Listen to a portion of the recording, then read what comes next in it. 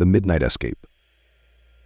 Sarah, a 17-year-old high school senior from a small town in Vermont, lived in a house with strict parents who forbade anything they deemed inappropriate.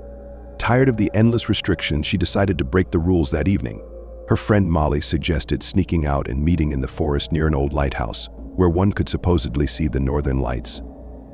Sarah carefully descended the stairs, holding her sneakers to avoid making noise.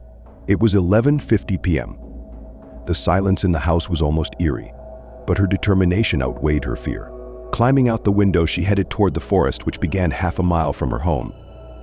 The forest at night was terrifying.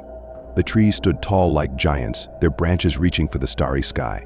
Sarah used her phone flashlight to light the way, but the battery was quickly draining.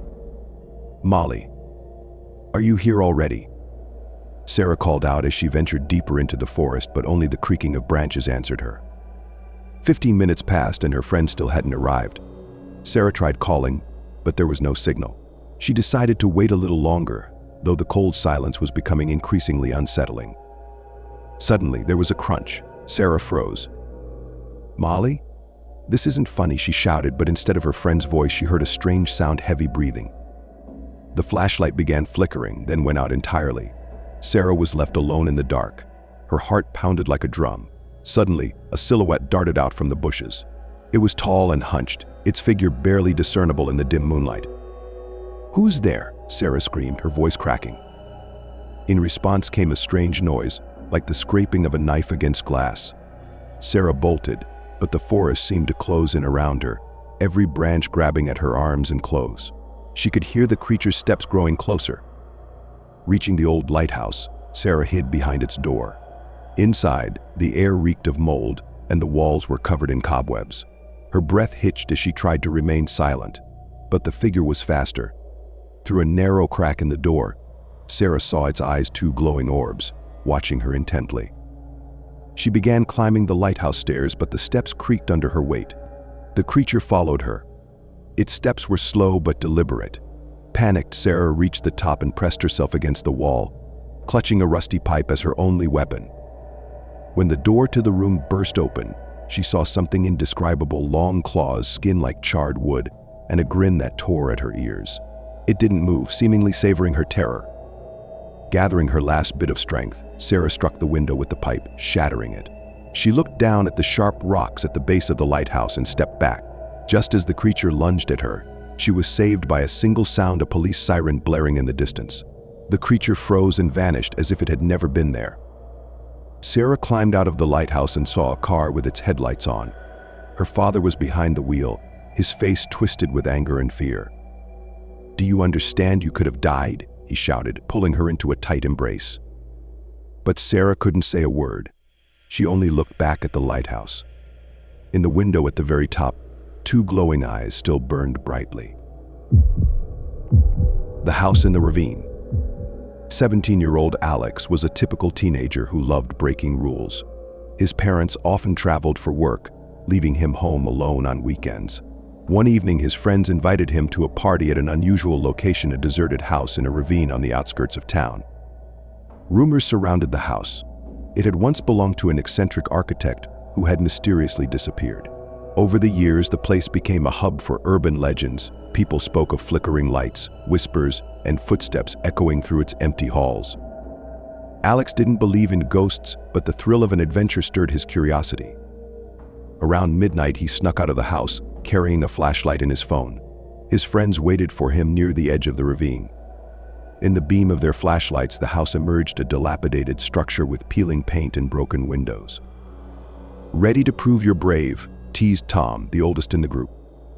"What's so scary about an old house?" Alex smirked, hiding a shiver of unease. The group entered. The wooden floors groaned under their weight, and the air smelled of mildew. Dust danced in the dim light as the friends split up, each exploring a different part of the house and recording videos on their phones. Alex stayed in the central hall, where a massive staircase led to the second floor. Suddenly, he heard a voice, soft, almost a whisper, calling his name. "Alex." He froze. Probably Tom messing around, he thought, calling out, "Very funny, Tom." No one answered. Then his flashlight flickered and went out, plunging him into darkness. He fumbled with his phone. but the screen wouldn't light up. At that moment, a loud thud echoed from above, as if something heavy had fallen. "Tom? Guys," Alex called, but the only reply was a creaking sound. Then he felt something cold brushing against the back of his neck.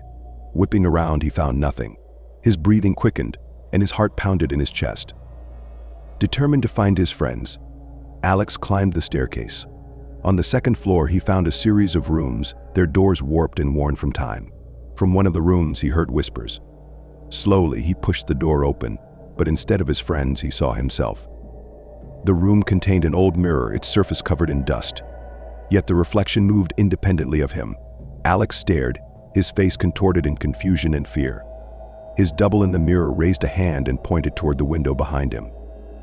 He turned around slowly. Two glowing red eyes stared back at him, hovering in the darkness outside. They were drawing closer. Panic surged through Alex. He bolted down the stairs, but something grabbed his ankle, sending him crashing to the floor. Desperately, he kicked free and stumbled into the central hall, where he nearly collided with Tom and the others. "Where have you been?" Tom asked, his voice laced with concern. "We need to get out of here," Alex yelled, his voice trembling. Without asking questions, the group ran outside. But when they turned back to look at the house, it was gone. In its place was an overgrown patch of weeds. From that night on, Alex avoided nighttime escapades. But sometimes, when he looked in the mirror, his reflection smiled back at him, a smile that wasn't his own. The Lost Key.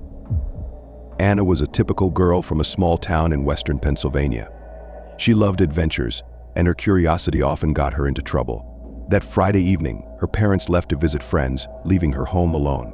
Her friend Laura suggested they explore the abandoned train station on the edge of town to search for the key to the past, a supposedly magical object said to bring happiness. "It's just a joke. Unless you're scared," Laura teased. Anna smirked.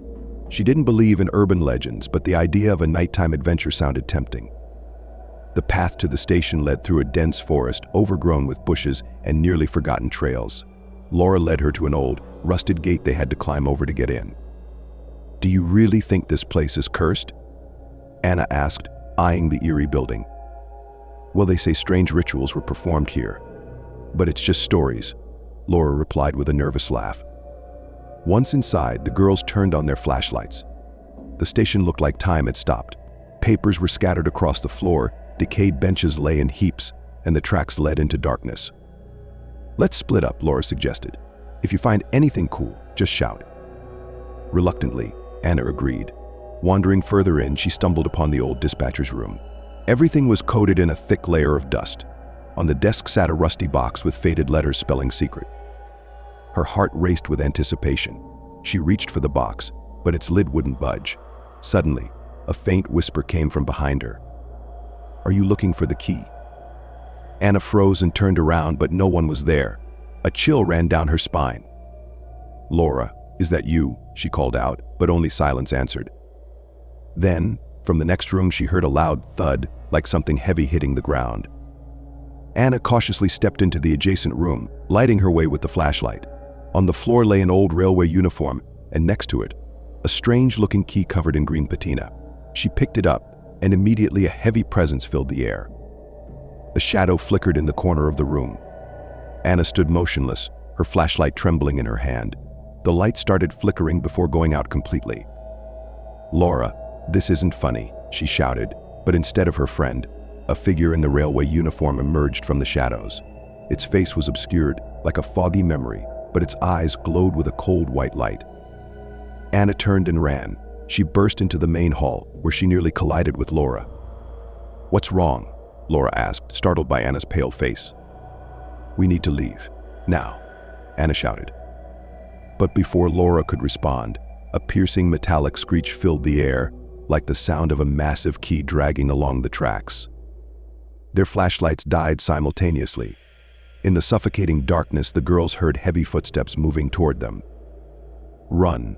Anna screamed, grabbing Laura's arm. They sprinted outside, but the forest no longer looked familiar. The trees were impossibly dense, and the trails had vanished.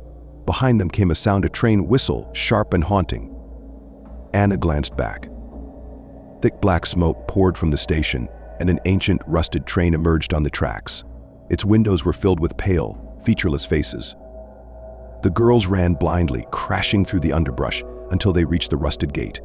Laura climbed over first, but as Anna tried to follow, something yanked her backpack. She wriggled free and tumbled to the ground, watching in horror as her bag was dragged back toward the station. The building's doors slammed shut with a deafening boom. They returned home without saying a word. The next day, Anna found the strange key in her jacket pocket. Ever since, she's heard the whistle of that train every night, getting closer and closer. Thank you all so much for helping us reach 1,000 subscribers. Your support means the world, and I'm excited to bring you even more spine-chewing stories. The next goal, 5,000 subscribers, and I know we can get there with your help. If you enjoyed these terrifying tales, don't forget to hit the like button, leave a comment with your thoughts or your own scary experiences, and subscribe to the channel so you never miss a new story. Let's keep the scares coming and the community growing. See you in the next video.